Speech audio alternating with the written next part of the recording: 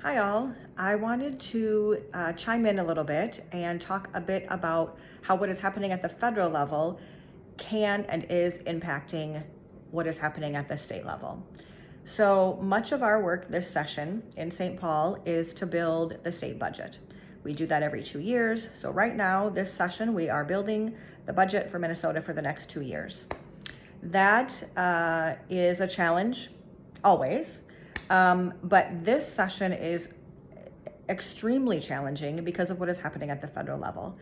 As you likely know, the Republicans have a trifecta at the federal level, and their chaos agenda that is moving forward is really causing extreme challenges for us and what that means for our budget. About a third of our state budget comes from federal funding. We have a partnership with the feds and count on that funding for a myriad of programs. There's upwards of 700 different funding streams and programs that we work together on to be sure that people have the care and services that they need.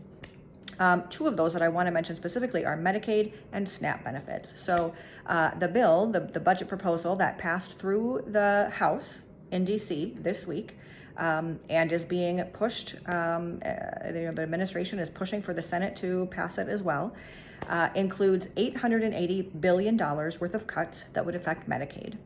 Medicaid is a program that many Minnesotans rely on and depend on for their care. 1 out of every 3 births in Minnesota is covered by Medicaid. About 42% of all children in Minnesota are covered by Medicaid. This allows people to get the care and services that they need and deserve. And so with the proposal of $880 billion of cuts, that it would most definitely impact care that people wouldn't no longer be able to receive. There's no way to have that level of cuts and not have it impact people.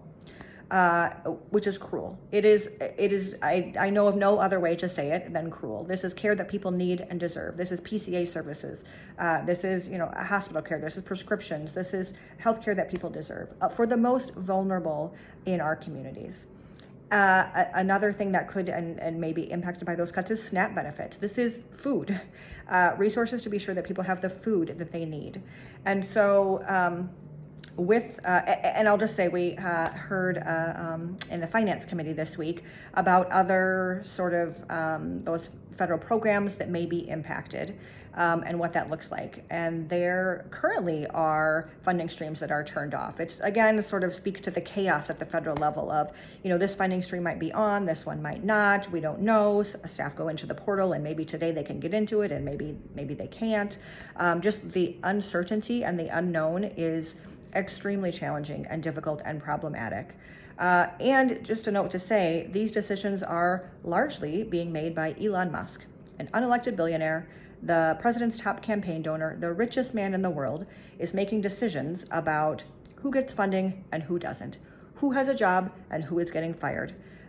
He does not have the authority to make these decisions. That is up to Congress and people who do have the authority. But that is what is happening, and it is the corruption that we are seeing at the federal level, and it is wrong. And so just know that we here in St. Paul are aware of that. We are watching that. We are getting information as much as we can. We are talking to agencies. We are in connection with the governor's office to really understand how the chaos that is happening at the federal level will impact us and our ability to build a budget, which is our responsibility this session, to build a budget that meets the needs of Minnesotans, to be sure that people have what they need in their lives to thrive.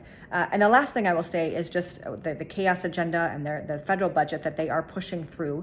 Not only does it include cuts across the board to many of these important programs, but the reason they're doing that is for tax breaks for the rich, for the uber rich, for billionaires and millionaires who continue to line their pockets off the backs of the middle class. And so it is wrong, it is corrupt, and that is what we are seeing happen. And so know that I am here fighting for Minnesotans, fighting to be sure that people have what they need, fighting to stop as much as we can these funding cuts, just to speak up about it, because we can't stop it.